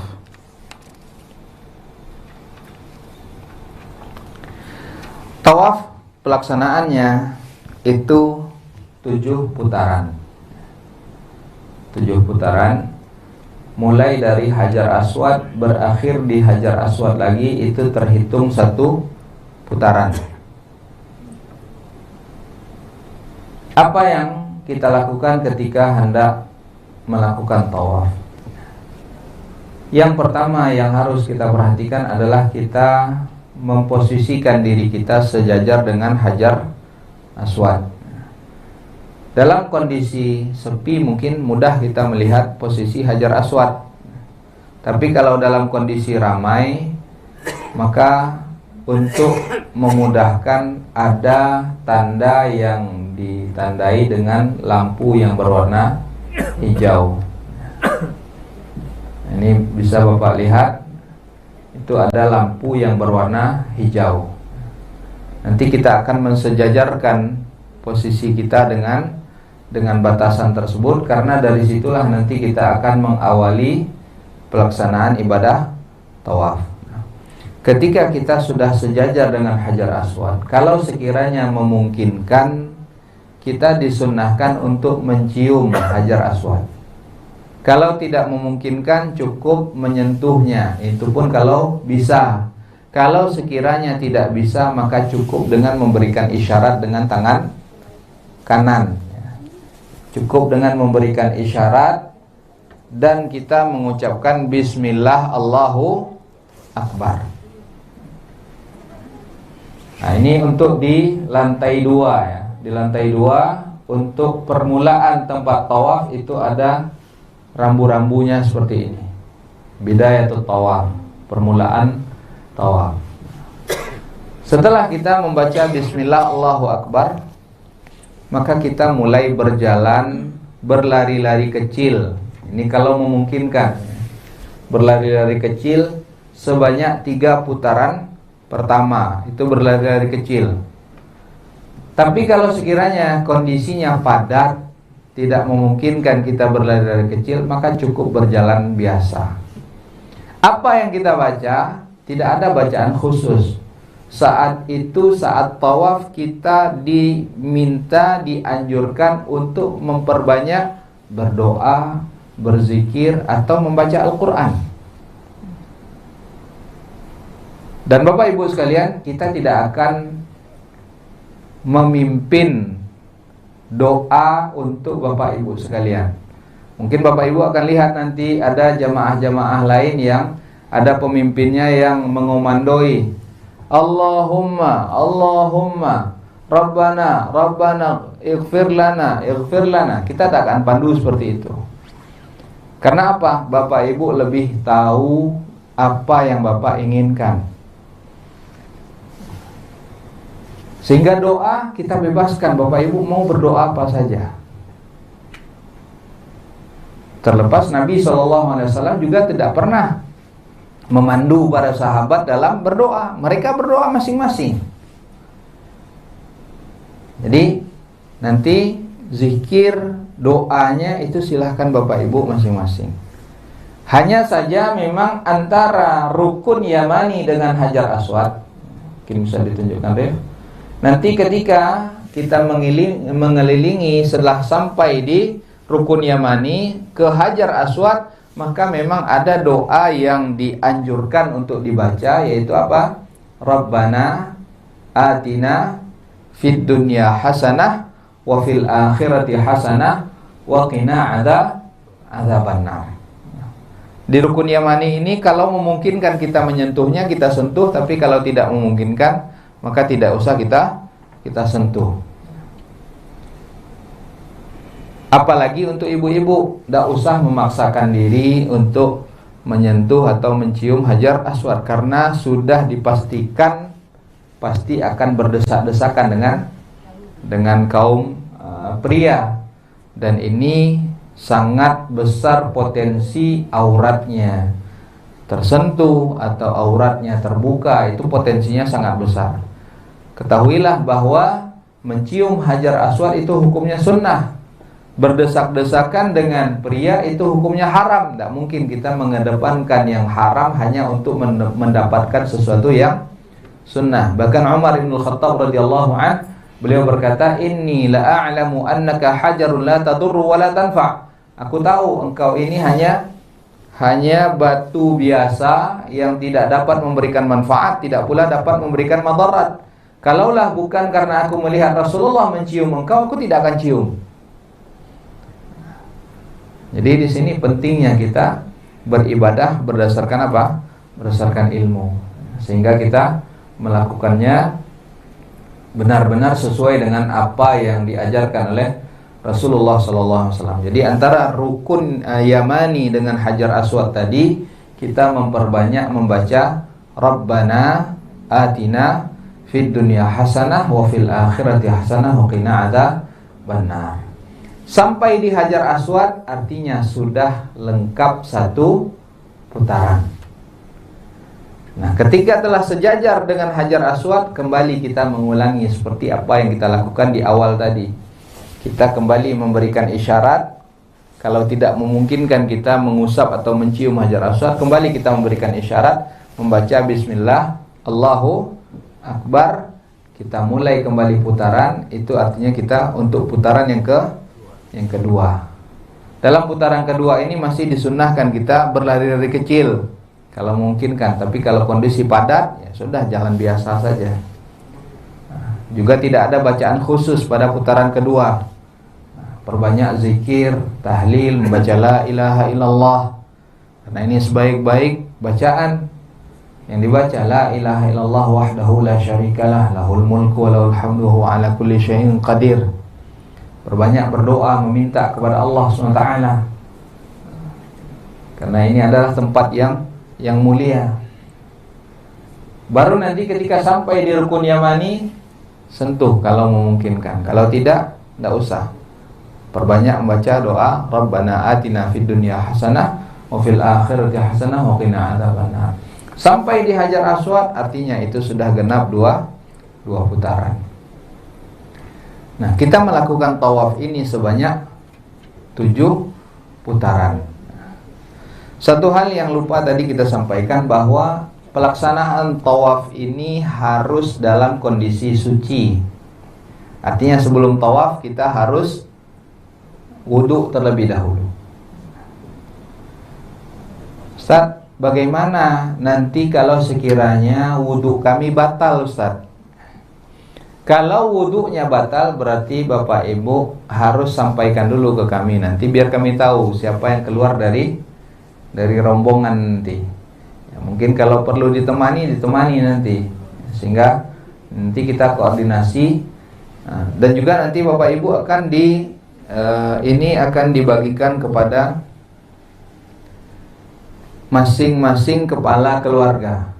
Jadi kalau ada yang keluarga berangkat, maka ini akan dipegang nanti oleh kepala keluarganya, suaminya atau anaknya.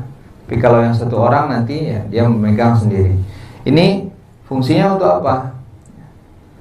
Ini dipasang di telinga nanti, dan ini fungsinya adalah untuk komunikasi kita. Namun ini jaraknya juga tidak terlalu jauh ya, tidak seperti handphone. Tapi ini sangat memudahkan bagi kita insya Allah dalam komunikasi nanti. Karena kemungkinan 100 meter insya Allah bisa. Karena kemungkinan nanti jamaah itu awalnya mungkin dekat dengan rombongan, tapi kadang-kadang itu ada juga yang terpisah karena ikut arus, akhirnya terpisah, sehingga nanti tidak perlu panik. Karena kenapa? Karena kita akan tanyakan, Bapak posisinya di mana? Oh, posisi saya di sini, Ustaz. Silakan tunggu di situ, tidak usah kemana-mana, nanti kita jemput. Jadi ini untuk memudahkan komunikasi kita. Nah, kalau wudhunya batal, berarti Bapak Ibu harus mengulangi wudhu, kemudian melanjutkan kembali tawafnya. Hitungannya bagaimana? Dari hitungan bilangan tawaf tadi yang sudah dilakukan, itu tinggal melanjutkan. Artinya kalau tadi sudah 2 putaran, maka tinggal menambah 5 putaran lagi. Jadi hitungannya tidak dimulai ulang dari awal, enggak, tapi melanjutkan putaran yang sudah dilakukan. Bagaimana kalau sekiranya lupa? Ini sudah berapa putaran ya? Sudah 2 putaran atau 3 putaran atau 4 putaran? Kalau sekiranya kita lupa, maka ambil kemungkinan bilangan yang terkecil. Artinya misalkan kita lupa, ini yang kedua atau yang ketiga, maka ambil posisikan itu adalah yang kedua. Ini yang ketiga atau yang keempat? Jangan ambil patokan yang keempat, tapi ambil patokan yang terkecil, yaitu yang ketiga. Itu tidak mengapa. Jadi kalau wudhu batal, maka berwudhu lagi. Dan untuk berwudhu sebenarnya Bapak Ibu, untuk berwudhu saja itu bisa dekat-dekat tempat tawaf itu sudah bisa berwudu. Tapi kalau hendak buang air, nah ini memang tidak bisa di dalam, harus keluar. Karena itulah nanti kalau bisa sedapat mungkin kita mengkondisikan untuk buang air itu kalau bisa sebelum kita melakukan tawaf itu sudah dikondisikan terlebih dahulu. Tapi kalau bapak-bapak atau ibu-ibu yang memang mengalami kendala dalam buang air yang mungkin tidak bisa dia kontrol, nah, ini untuk ibu-ibu mungkin dia bisa pakai pampers itu ya. Kalau yang sudah udzur mungkin bisa memakai yang demikian. Namun secara umum untuk berwudu ini bisa dilakukan di dekat dari tempat tawaf. Bisa berwudu dengan air zam-zam. Dan untuk berwudu itu sebenarnya tidak perlu dengan air yang banyak. Karena yang penting adalah membasahi, bukan mengguyur. Bahkan Nabi SAW itu berwudu cukup hanya dengan 1 mud saja. Sehingga sebenarnya dengan air segelas ini itu sebenarnya cukup untuk berwudu. Dan agar tidak membasahi, walaupun sebenarnya itu tempat-tempat air zam-zam itu juga sudah ada sanitasinya, dia bisa, airnya tidak akan kemana-mana. Namun bisa juga kita tampung sedikit dengan kain ihram ini sehingga airnya tidak menyebar kemana-mana. Setelah kita berwudu, lanjutkan kembali tawaf seperti sedia kalanya. Nah, setelah selesai kita 7 putaran melakukan tawaf, artinya setelah itu kita disunahkan untuk melakukan salat 2 rakaat di belakang makam Ibrahim. Nah, ketika menuju makam Ibrahim ini, nah ini posisi makam Ibrahimnya agak kurang jelas. Ini yang kita lihat bangunan ini yang seperti sangkar itu, ini adalah makam Ibrahim ya. Ketika kita hendak menuju makam Ibrahim, kita membaca firman Allah SWT, "Wattakhidu min maqami Ibrahima musalla." Di sini juga ada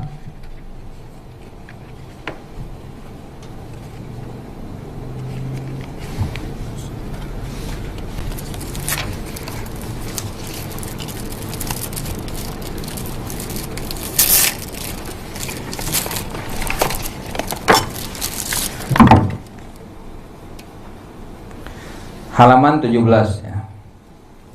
Wattakhidhu min maqami Ibrahima musalla, halaman 17. Dan kita ingatkan lagi bahwa bacaan-bacaan ini hukumnya sunnah. Artinya kalaupun kita lupa, tidak sempat membacanya, tidak mengapa. Itu tidak akan berpengaruh kepada sah tidaknya tawaf yang kita lakukan. Nah, ini makam Ibrahim, dan kita dianjurkan untuk salat di belakangnya. Namun untuk saat ini, posisi di belakang makam Ibrahim ini adalah posisi yang merupakan rotasi tawaf. Sehingga kalau kita salat pas di situ, di belakangnya itu pasti akan mengganggu rotasi atau menghambat rotasi. Bisa jadi itu akan membahayakan kita, karena orang tawaf tertabrak dengan orang yang tawaf. Bisa jadi ketika kita sujud, orang tidak melihat kita bisa jadi terinjak-injak, terhimpit orang.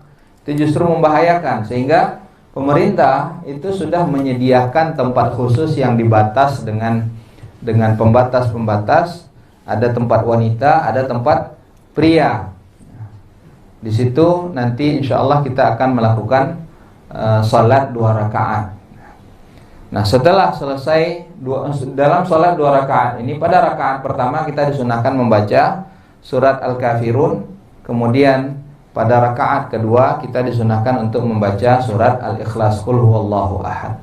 Setelah selesai sholat 2 rakaat, kita menuju ke air Zam-Zam. Kita minum dari air Zam-Zam. Dan ketika meminum air Zam-Zam ini, kita juga disunahkan untuk membaca Allahumma inni as'aluka ilman nafi'an wa rizqan wasi'an wa shifaan min kulli da'. Atau doa yang lainnya. Karena apa? Karena air Zam-Zam ini sebagaimana kata Nabi, ma'u Zam-Zam lima syuribalah. Air Zam-Zam ini bermanfaat untuk apa saja yang kita niatkan. Kalau kita niatkan dia sebagai obat, dia akan menjadi obat. Kalau kita niatkan dia sebagai makanan, akan menjadi makanan. Ini adalah air yang diberikan keberkahan oleh Allah Subhanahu wa ta'ala. Dan adab-adab etika ketika minum dengan tangan kanan. Begitu juga kita minum dengan duduk. Untuk selama pelaksanaan ibadah ketika kita di Mekah dan di Madinah nanti, mungkin Bapak Ibu bisa menyiapkan botol air yang ukuran 1 liter itu, yang bisa masuk di dalam tas kecil itu. Nah, setiap kali kita ke Masjid Al-Haram atau ke Masjid Nabawi, itu selalu isi banyak-banyak minum, puas-puas minum dengan air Zam-Zam.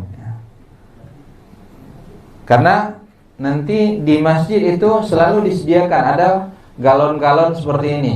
Ada yang lebih jelasnya, gambar yang lain. Ada. Ya, ini galon-galon ini ada yang bertuliskan. Di sininya pasti kalau air Zam-Zam pasti ada tulisannya ma'u Zam-Zam. Pasti ada tulisan ini air Zam-Zam. Hanya saja nanti perlu diperhatikan di atas ini ada tulisan cold dan not cold, yang dingin atau yang tidak dingin. Nah, untuk jamaah kita menyarankan perbanyak minum yang biasa saja, tidak usah yang dingin. Karena hal yang sering dialami oleh jamaah adalah gangguan batuk. Batuk ini sangat sering sekali. Jadi untuk menjaga fisik, lebih baik kita banyak-banyak minum yang tidak dingin saja. Dan juga air Zam-zam ini seperti yang tadi sudah disampaikan juga, bahwa memang minimal dalam satu hari itu kita berjalan minimal 5 kilo. Dapat Bapak Ibu hitung, kita sholat 5 waktu sehari semalam. Jarak dari penginapan ke masjid itu 50 sampai 100 meter. Masjid di sini maksudnya adalah bahagian luar masjid, gerbangnya. Tapi dari gerbang ke dalam, kalau ingin kita sholat di dalam, itu mungkin lebih jauh lagi.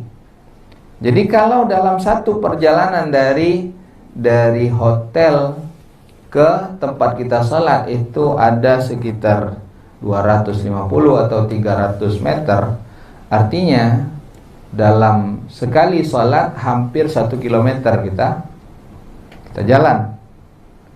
Karena pergi pulang itu 1 kilometer. Berarti kalau 5 kali sholat 5 kilometer.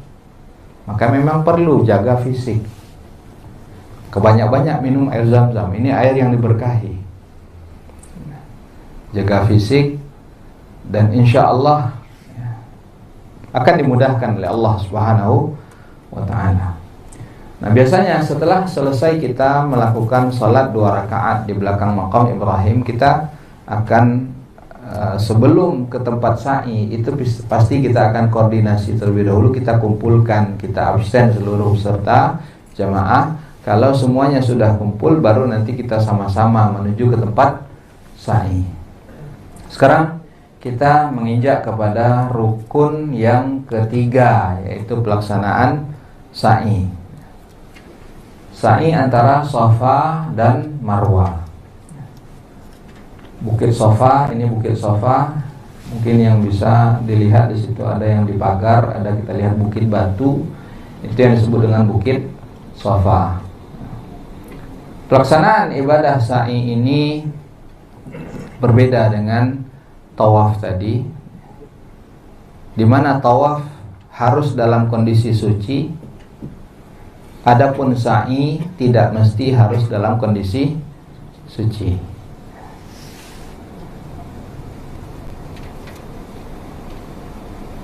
Untuk dari tempat tawaf ketika menuju ke tempat sa'i, ketika kita sudah mulai menapaki jalan yang menanjak menuju Bukit Safa, kita membaca Inna Safa wal Marwata min sya'airillah. Inna Safa wal Marwata min sya'airillah. Sa'i itu dimulai dari Bukit Safa. Ketika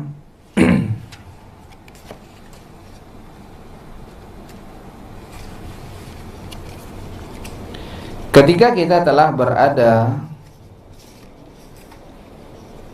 di atas Bukit Safa, maka kita dianjurkan untuk menghadap ke Ka'bah. Halaman 21. Halaman 21 ya. Kita menghadap ke Ka'bah. Setelah itu kita membaca zikir dan doa. Bacaannya mungkin Bapak Ibu bisa lihat kalau di sini halaman 21. Kita membaca Allahu Akbar, Allahu Akbar, Allahu Akbar, la ilaha illallah wahdahu la syarikalah, lahul mulku wa lahul hamdu yuhyi wa yumit wa huwa ala kulli syai'in qadir, la ilaha illallah wahdah la syarikalah, anjaza wa'dah wa nasara 'abdah wa hazamal ahzaba wahdah. Setelah kita membaca ini, kita berdoa sepuas-puasnya. Menghadap Ka'bah, kita membaca ini. Setelah selesai membaca, kita berdoa sepuas-puasnya. Ini kita lakukan 3 kali. Artinya bacaan ini kita baca 3 kali. Setelah membaca 1 kali, kita berdoa. Setelah puas berdoa, baca lagi bacaan ini. Allahu Akbar, Allahu Akbar, Allahu Akbar. La ilaha illallah wahdahu la syarikalah, lahul mulku wa lahul hamdu wa huwa ala kulli syai'in qadir. La ilaha illallah wahda anjaza wa'dah wa nasra 'abdah wa hazamal ahzaba wahdah. Berdoa lagi. Setelah puas berdoa, baca lagi Allahu Akbar, Allahu Akbar, Allahu Akbar. La ilaha illallah wahdahu la syarikalah, lahul mulku wa lahul hamdu wa huwa ala kulli syai'in qadir. La ilaha illallah wahda anjaza wa'dah wa nasra 'abdah wa hazamal ahzaba wahdah. Kemudian berdoa lagi untuk yang ketiga kali. Setelah selesai itu baru kita mulai menuruni bukit Shafa, dan kita disunnahkan untuk membaca bacaan yang ada di halaman 20, abda'u bima bada'allahu bihi. Yang artinya apa? Aku memulai dengan apa yang Allah mulai dengannya. Karena di dalam ayat Allah mengatakan innas safa wal marwata. Allah menyebutkan bukit Shafa dulu. Maka kita mengawali sa'i kita dari bukit Shafa. Nah, sa'i bagaimana pelaksanaannya? Pelaksanaan ibadah sa'i ini juga sebanyak 7 putaran. Namun putarannya bagaimana? Putaran sa'i itu bukanlah dari Shafa ke Shafa terhitung satu putaran, tidak. Tapi dari Shafa ke Marwah itu satu putaran, dari Marwah ke Shafa juga terhitung satu putaran. Sehingga putaran ke-7 nantinya itu akan berakhir di atas bukit Marwah.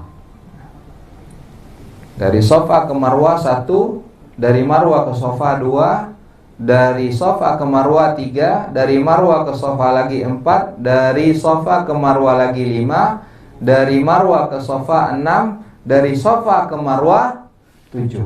Sehingga putaran terakhir nanti akan berakhir di atas bukit Marwah. Nah, nanti ketika kita sudah turun dari bukit Shafa, kita berjalan biasa hingga nanti kita akan melihat ada lampu berwarna hijau seperti ini. Ini dari kita turun dari arah Shafa ya. Turun dari arah Shafa, kita berjalan hingga batas lampu hijau di sini. Nanti kita perhatikan ini batas pertama, ini akhirnya. Nah, ketika sampai pada batas lampu hijau pertama, maka kita dianjurkan untuk membaca bacaan di halaman 24, Rabbighfir warham innaka antal a'azzu al-akram. Untuk laki-laki dianjurkan antara 2 tanda hijau ini, mulai dari sini sampai akhir di sini, itu untuk berlari-lari dengan membaca Rabbighfir warham innaka antal a'azzu al-akram. Sampai pada batas ini nantinya dia stop larinya, kemudian berjalan biasa lagi. Nah, dalam perjalanan dia dari Shafa ke Marwah, atau begitu pula nanti dari Marwah ke Shafa, apa yang dia baca? Tidak ada bacaan khusus. Cukup dia memperbanyak zikir, berdoa kepada Allah, atau dia membaca Al-Quran. Bacaan Rabbighfir warham innaka antal a'azzul akram tadi hanya dia baca antara 2 tanda hijau ini saja. Jadi dia berjalan biasa sampai nanti dia sampai di atas bukit Marwah.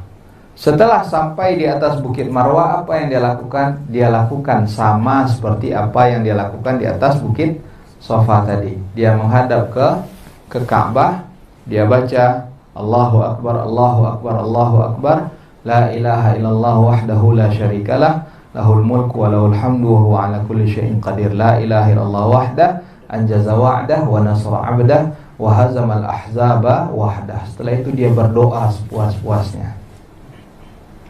Ini dia lakukan sebanyak berapa? 3 kali. Jadi 3 kali dia membaca itu, 3 kali pula dia berdoa. Setelah selesai, artinya itu sudah 1 putaran, baru dia turun lagi dari bukit Marwah untuk menuju ke bukit Shafa. Nah, ketika sudah sampai di batas hijau lagi, dia lakukan seperti tadi.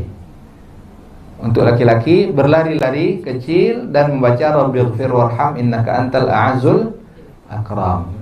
Setelah sampai di batas hijau kedua, dia berhenti berlari, berjalan biasa menuju ke atas bukit Safa. Di atas bukit Safa, apa yang dia lakukan? Lakukan seperti itu tadi. Membaca Allahu Akbar, Allahu Akbar, Allahu Akbar. La ilaha illallah wahdahu la syarikalah, lahul mulku wa lahul hamdu wa ala kulli syai'in qadir. La ilaha illallah wahdah anjaza wa'dah wa nasar 'abdah wa hazamal ahzaba wahdah. Kemudian berdoa sepuas-puasnya. Dilakukan sebanyak tiga kali. Artinya itu sudah 2 putaran ketika sampai di Safa. Nah, dia turun dari Safa untuk memulai putaran yang ketiga. Bagaimana dia lakukan seperti yang pertama tadi. Ketika sampai di batas hijau, dia berlari dari kecil membaca bacaan tadi. Kemudian setelah sampai di batas hijau yang kedua, berjalan biasa hingga sampai nanti di atas Marwah. Di atas Marwah dia berdoa seperti yang tadi. Jadi setiap kali berada di atas Safa atau di atas Marwah, apa yang dilakukan? Membaca zikir dan doa tadi. Ini dilakukan sampai selesai putaran yang ke-7 yang nanti akan berakhir di atas Marwah. Nah, selesai pelaksanaan ibadah sa'i tersebut, barulah melakukan pekerjaan yang terakhir untuk mengakhiri ibadah umrah, yaitu melakukan tahallul. Tahallul bagi yang laki-laki itu yang sangat-sangat dianjurkan adalah mencukur habis. Mencukur habis karena Rasulullah mendoakan rahimallah al-muhalliqin, rahimallah al-muhalliqin. Semoga Allah SWT merahmati orang-orang yang mencukur habis. Memang dalam ibadah itu kita harus memiliki prinsip maksimalis. Tidak usah minimalis. Minimalis cukup rumah saja yang minimalis. Kalau dalam ibadah itu harus maksimalis, harus totalitas. Kalau rambut insya Allah dia akan tumbuh lagi. Tapi kesempatan ibadah ini belum tentu akan terulang lagi. Jadi sedapat mungkin ya kita cukur habis lagi. Bapak Ibu lihat di situ rambut anak hilang, tapi sekarang alhamdulillah sudah tumbuh lagi. Jadi ini untuk laki-laki yang sangat dianjurkan mencukur habis. Adapun untuk yang ibu-ibu nanti bisa di hotel dengan pasangannya atau dengan temannya, itu cukup memotong ujung rambutnya sebanyak seruas jari, dicukur bahagian ujung rambutnya. Dengan itu artinya dia telah menyelesaikan pelaksanaan ibadah umrah. Dengan tahallul tersebut, apa yang tadi tidak boleh dia lakukan. Artinya dia boleh kembali memakai pakaian biasa, dia boleh memakai minyak wangi, dia boleh melakukan pernikahan, melamar, berhubungan suami istri. Itu semuanya diperbolehkan kembali dengan sesudah dia melakukan ibadah tahallul tersebut. Khotul iman azani Allah wa iyyakum. Mungkin ini secara ringkas tata cara pelaksanaan ibadah umrah. Adapun kalau sekiranya ada pertanyaan, mungkin bisa disampaikan secara langsung saat ini atau nanti mungkin ketika kita melakukan praktek, ataupun kalau misalkan ada yang saat ini mungkin belum terfikirkan untuk ditanyakan, namun nanti di rumah mungkin ada yang hendak ditanyakan, bisa juga melalui grup atau secara pribadi. Wassallallahu ala nabiyina Muhammad wa ala alihi wa sahbihi wasallam.